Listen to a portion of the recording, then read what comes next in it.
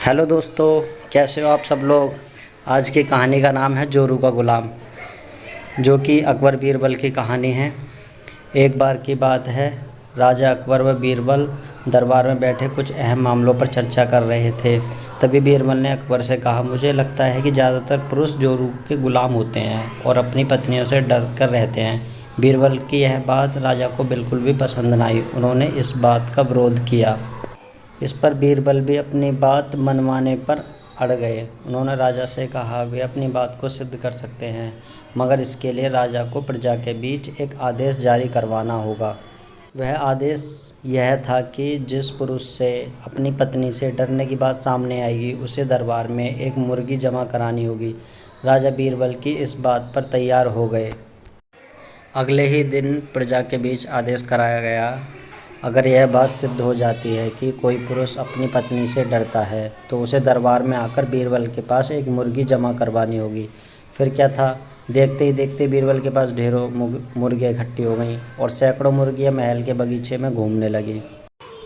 अब बीरबल राजा के पास पहुँचे और बोले, महाराज, महल में इतनी मुर्गियाँ इकट्ठी हो गई हैं, आप एक मुर्गी खाना खोल सकते हैं, इसलिए आप इस आदेश को वापस ले सकते हैं। मगर महाराज ने इस बात को गंभीरता से नहीं लिया और महल में मुर्गियों की संख्या धीरे धीरे और ज़्यादा बढ़ने लगी। इतनी अधिक मुर्गियां महल में जमा हो जाने के बाद जब राजा अकबर बीरबल की बात से सहमत नहीं हुए तो बीरबल ने अपनी बात सिद्ध करने के लिए एक नया उपाय निकाला।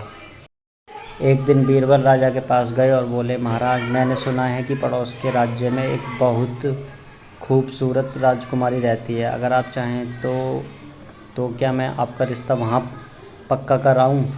यह सुनते ही राजा चौंक उठे और बोले, बीरबल, तुम ये कैसी बातें कर रहे हो? महल में पहले से ही 2 महारानियां मौजूद हैं।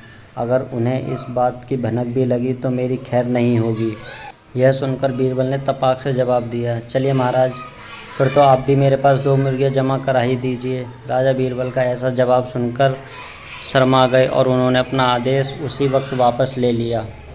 कहानी से सीख। अकबर बीरबल की इस कहानी से हमें यह शिक्षा मिलती है कि बातों की चतुराई से हम किसी भी बात को मनवा सकते हैं। ज़रूरत है तो बस बीरबल की इस तरह चतुराई से अपना पक्ष रखने की।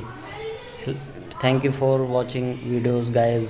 सो प्लीज़ चैनल को सब्सक्राइब करना और वीडियो अगर अच्छी लगे तो वीडियो को लाइक भी करना। थैंक यू दोस्त।